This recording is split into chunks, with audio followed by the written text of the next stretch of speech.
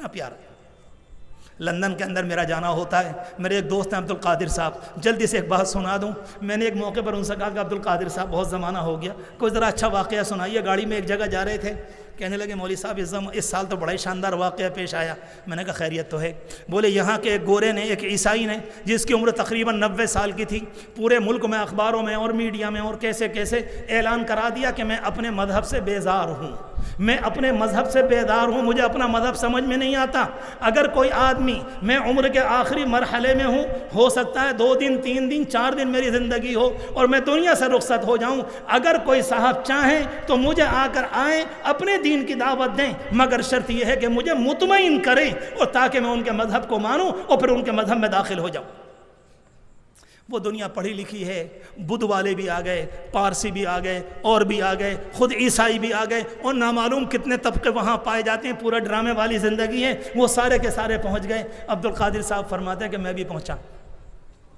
کہتے ہیں لوگوں سے بات کی, کسی نے صبح میں 10 بجے, کہیں 11 بجے, کہیں 12 بجے.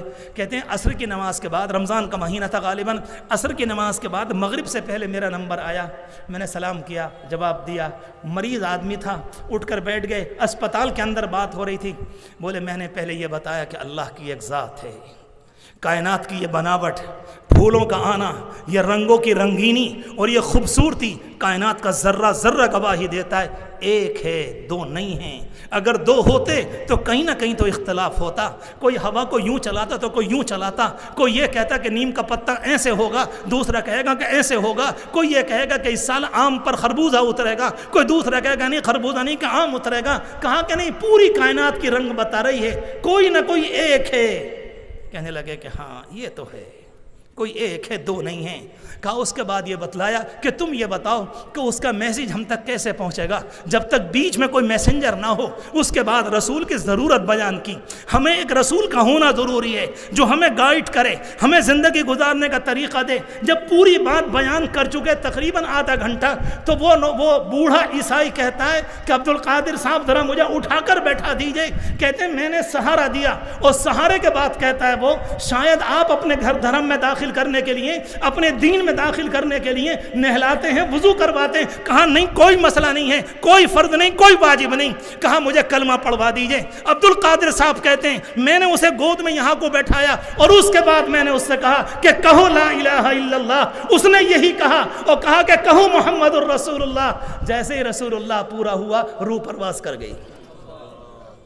رب کعبہ کی قسم, فاز فوزا عظیما, بازی مار گیا, بازی مار گیا, بازی مار گیا. الحمدللہ. رب العالمین تو اس سے بھی نہیں معلوم کرتا کہ او گورے, او عیسائی, تو دنیا کے اندر کیا کہہ رہا تھا. ہم اکیلے تھے, مگر تو نے ہمارے ساتھ عیسیٰ کو اور عیسیٰ کی ماں کو شامل کیا. لیکن جب موقع کلمہ پڑھنے کا آیا تو اللہ کی رحمت اس سے بھی یہ کہتی, میرے پیارے آ جا, ہم تجھ سے 90 سال کا بھی سوال نہیں کریں گے. میرے جوانوں, ان سے مایوس ہو رہے ہو؟ کاہے کو مایوس؟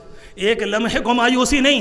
گناہ کیے ہیں ہوا کریں, غلطیاں ہوئی ہیں ہوا کریں, جان بوجھ کر کیے ہیں ہوا کریں. اللہ کے رسول علیہ السلام نے توبہ کی 3 شرطیں بیان کی. نمبر 1, جو ابھی تک کیا اس پر شرمندہ ہو جاؤ. بہت آسان ہے میرے پیاروں. پتہ نہیں تم نے دوسرے دھرم کی تاریخ پڑھی ہے کہ نہیں پڑھی, تم نے اپنے دین کو نہیں سمجھا. تکلیف یہ ہے. پھر بات عیسائیوں کی آئے گی. عیسائیوں کی دنیا میں کیا ہوتا ہے, اگر کسی کا انتقال ہو گیا, اگر باپ مر